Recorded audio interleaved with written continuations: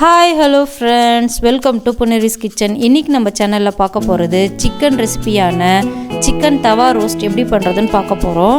இந்த chicken roast பார்த்திங்கன்னா கொஞ்சம் சைனீஸ் ஸ்டைலில் செய்ய போகிறோம். வாங்க இது எப்படி பண்ணுறதுன்னு பார்க்கலாம். இப்போ பார்த்திங்கன்னா சிக்கனோட 2 தொடை பீஸ் எடுத்திருக்கேன். இப்போ இந்த பீஸ் மேலே இந்த மாதிரி சின்னசாக கட் பண்ணி விட்டுக்கோங்க. அப்போ தான் மசாலாக்கெல்லாம் நல்லா ஊறி சிக்கன் ஜூஸியாக இருக்கும் சாப்பிட்றதுக்கு.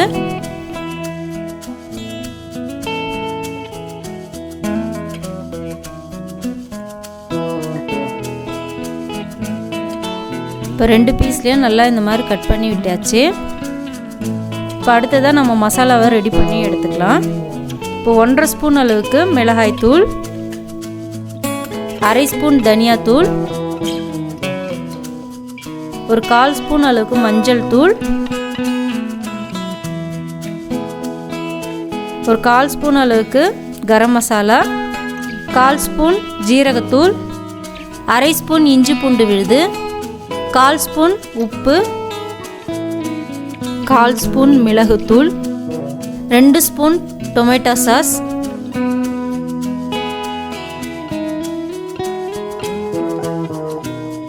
1 ஸ்பூன் சோயா சாஸ்.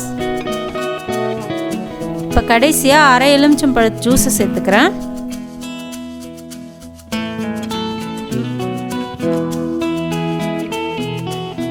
இப்போ இந்த மசாலாக்களை நல்லா கலந்துக்கலாம்.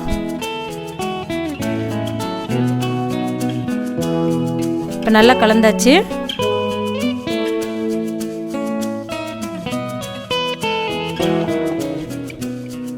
இப்போ இந்த சிக்கன் பீஸ் மேலே நல்லா இந்த மசாலாக்களை தடவிக்கலாம்.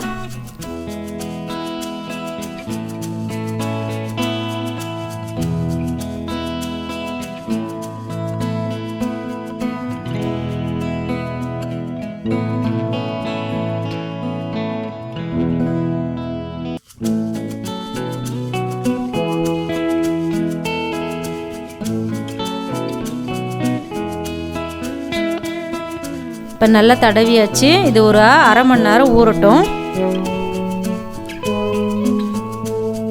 இப்போ பாருங்கள், நல்லா மசாலாலாம் ஊறி சூப்பராக இருக்குது சிக்கனு. இப்போ இதை ஃப்ரை பண்ணிக்கலாம். இப்போ ஒரு தவாவில் பார்த்திங்கன்னா எண்ணெயை கொஞ்சம் விட்டுக்கிறேன்.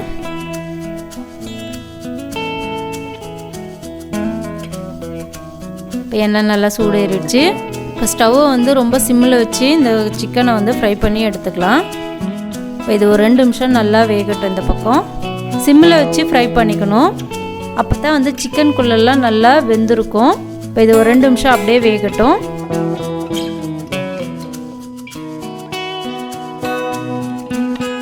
இப்போ அடுத்த பக்கத்தை திருப்பி விட்டுக்கலாம்.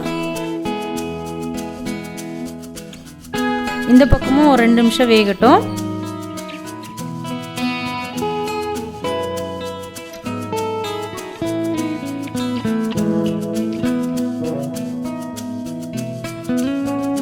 இப்போ எல்லா பக்கமும் நல்லா திருப்பி விட்டு நல்லா ஃப்ரை பண்ணிக்கோங்க.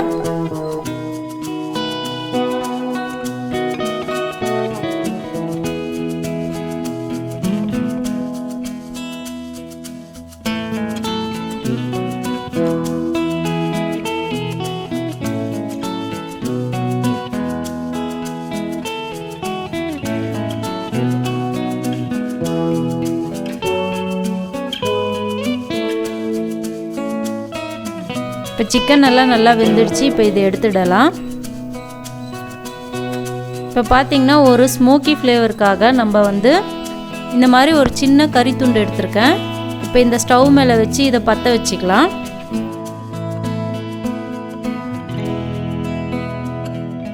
இந்த கறி துண்டில் இப்போ நெருப்பு நல்லா பிடிச்சிடுச்சு.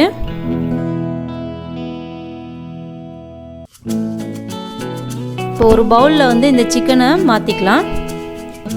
இப்போ பற்ற வச்ச இந்த கறித்துண்டை இந்த சிக்கனுக்குள்ளே வச்சு இந்த கறித்துண்டு மேலே கொஞ்சமாக நெய் விட்டுக்கிறேன். இப்போ கறித்துண்டில் பார்த்திங்கன்னா புகை வர ஆரம்பிக்குது. இப்போ இது ஒரு மூடி போட்டு ஒரு 5 நிமிஷம் அப்படியே விட்டுடலாம்.